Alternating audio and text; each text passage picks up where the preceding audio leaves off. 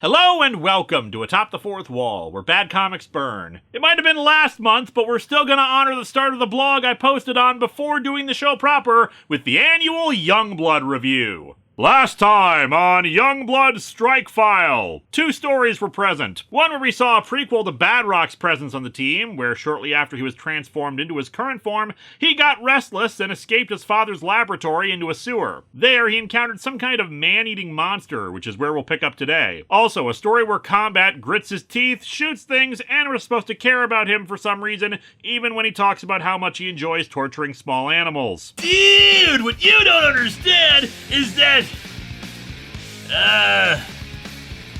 okay, no, I got nothing.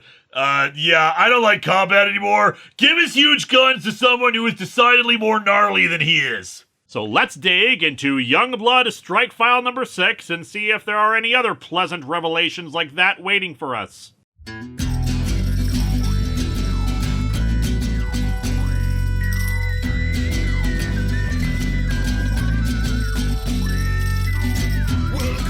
Atop the fourth wall, where bad comics burn. Linkara's gonna teach you all a lesson you won't learn. What's with these awkward subjects? What's all this art so rubbish? To anyone who's had a bad comic published, it could be your turn. Linkara, he is a man, punch, sporadically a grouch. Linkara, he has his own spaceship, but he's always on his couch. Linkara.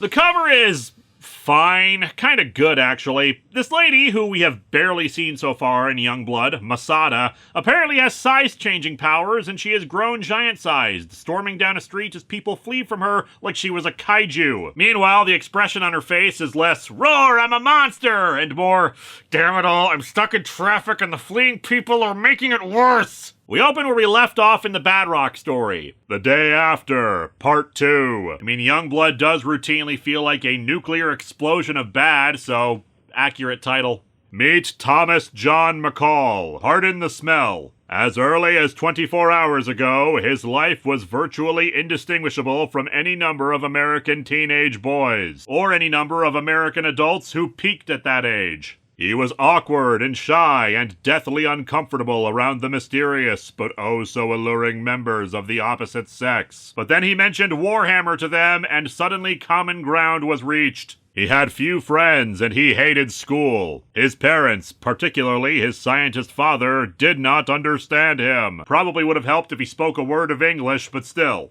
In a desperate attempt to make a difference in his life, he drank a secret serum his father was developing for the government. The ultimate new Mountain Dew flavor. Whatever it was, it worked, transforming human flesh into organic stone. Thomas went on to become the villain in the Halle Berry Catwoman movie. Transformed Thomas McCall into Badrock. Well, technically he transformed into Bedrock, and then the threat of a lawsuit turned him into Badrock. The creature that Badrock encountered in the sewer tackles him right through a wall. Man, talk about rude. Where the heck do you get off coming at me like that? You're the guy killing innocent military policemen. You should be killing them more, not me. Badrock punches him back out again and demands they actually talk to each other, which the creature actually accepts. More violence, want not. Powerful you are, indeed. So between the prequel trilogy and the original one, Yoda took a vacation to Earth and decided to run around as a big bug monster thing. The creature identifies itself as a husk, and that it only killed in self-defense. He explains that he was human once, just like Badrock. Laugh do I, at word normal.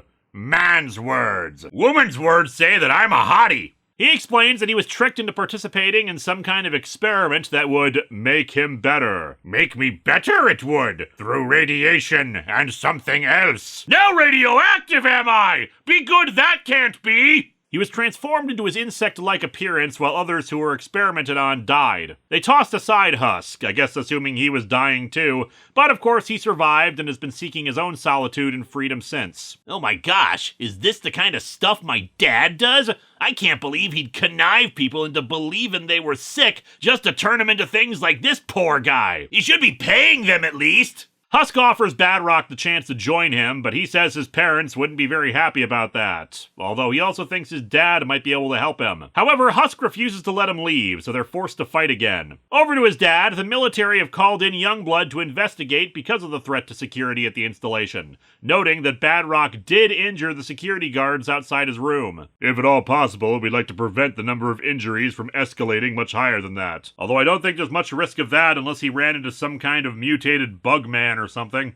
Anyway, the fight bursts through the sewer and into a subway area. Badrock at first wants to just inform his dad of what's up, but then decides that if he deals with the problem on his own, it may convince his dad to not be mad about breaking out of the lab. Oh, dude, Husk, don't soak in that. That's sewer water. Anyway, Badrock manages to knock him out, but in his glee to take him back to the lab, he accidentally tosses Husk through another wall, and creates another flood from the sewer. I mean, at least it's thematically appropriate for Youngblood to be in a sewer. Youngblood soon enters the sewers as Badrock recovers, realizing that he's screwed things up a bit now by losing Husk. Heck, with my luck, it's probably gonna come out looking like I killed all those guards. And I only killed like 2! He doesn't think anyone will buy his story about Husk, but then his dad and Die Hard walk in. What are you doing with Youngblood, Dad? Couldn't you find a real superhero team to hang out with? Badrock explains the situation, and we cut to some time later at the lab. Sentinel asks his dad about the bug leg that Badrock accidentally ripped off of Husk. According to Thomas, whatever he encountered claimed to have been created here. But this is unlike anything I've ever seen. I mean, I make rock people, not bug people. That's a completely different science. His dad doesn't want Badrock skulking around sewers his whole life, but Sentinel has a different solution, offering him the chance to join Youngblood. I think you'd be a tremendous asset, Tom. And if you don't, well, I have a magic book that makes you do it anyway, so I don't even know why I'm bothering to ask.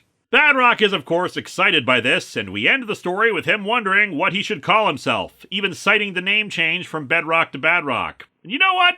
That's actually kind of cute to mention that.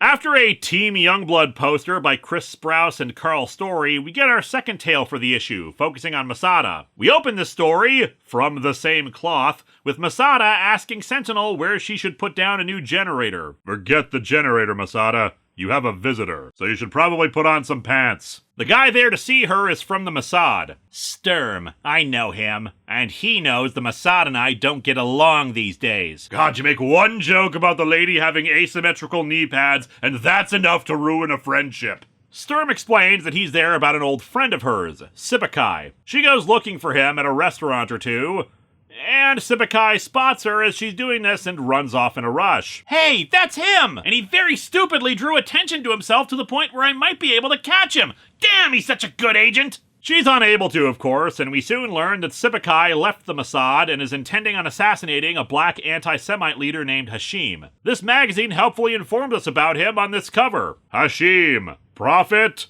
or madman? Madfet. Masada, staying at a hotel, soon gets a phone call. Hello there, Deborah. I hear you're looking for me. Well, you are my DoorDash delivery guy, and it's been like 3 hours. No, of course it's Sibakai, who tells her that Hashim needs to die since they will not be led meekly to the slaughter by the racist demagogues. I really get the impression we're supposed to know who this guy is already, so maybe he showed up in Team Youngblood before now? If not, why are we supposed to know who this asshole is or care if he gets assassinated? And if you're still a Jew, you won't try to stop me. As a Jew, you must be monolithic and share the same opinions and murderous intent as me. It's a good thing I'm acting against racism. He hangs up, and I just noticed that the prophet or madman thing isn't even the cover of the magazine. It's like an insert ad. Who paid for that? At midnight, Masada dreams of the souls of those that possess her and give her the powers of Masada that argue over whether they should let Sibakai murder Hashim or not. She soon wakes up.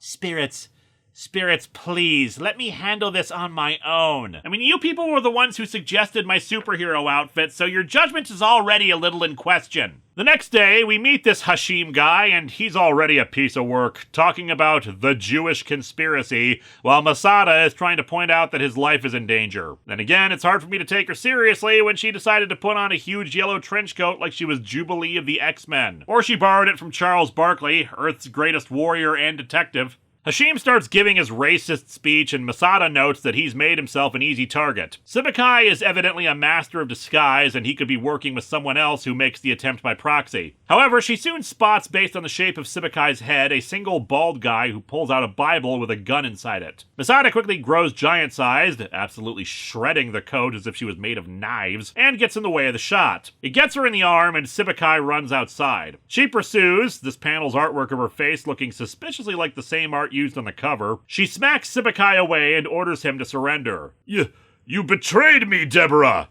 Betrayed your people! Everybody betrayed me. I fed up with this world. And he shoots himself rather than be captured. As Hashim is being escorted out, he continues his rant about Jewish people, claiming that Masada clearly didn't do enough to stop the bullet, even though she's bleeding from her own arm. I mean, it's not much of a criticism of the writing. Racism is irrational, illogical, and moronic. Of course he's going to keep making excuses for his hatred, even when she saved his life. Masada just sighs and walks off. And so our comic ends with Hashim's bodyguards, or assistants or whatever, being a bit annoyed by his remarks. Man, it really makes you think.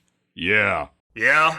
Makes me think our leader has become everything he preaches against. He's become Jewish?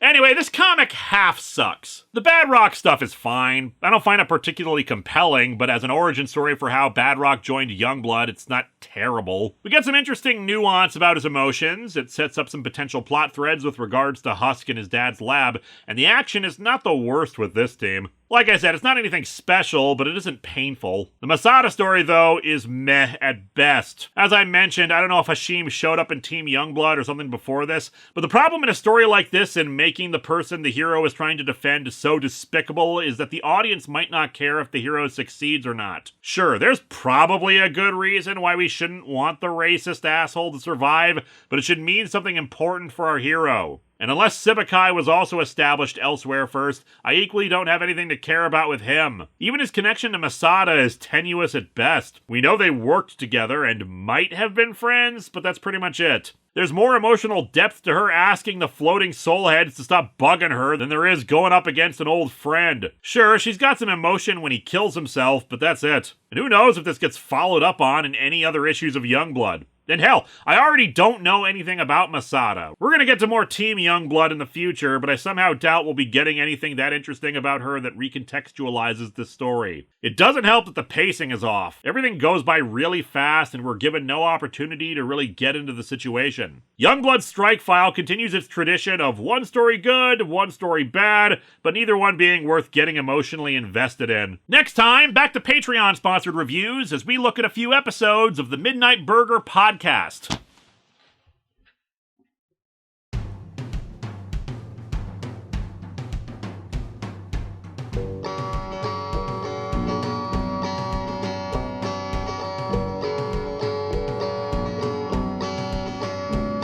I'm sitting on my couch reviewing comics, the worst parts that you will ever see.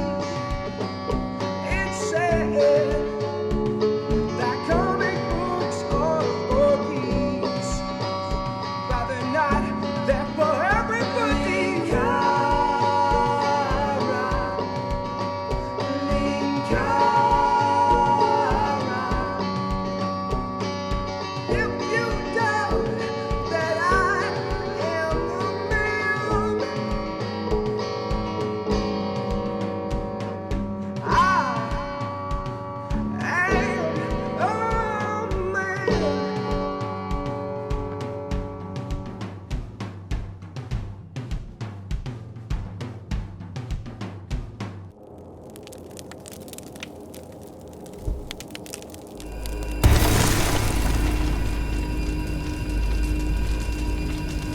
Check it out, Masada is staying at the Hotel Liefeld. So the proportions are all wrong, the wallpaper is just a constant ugly gradient, and room service arrives in pouches.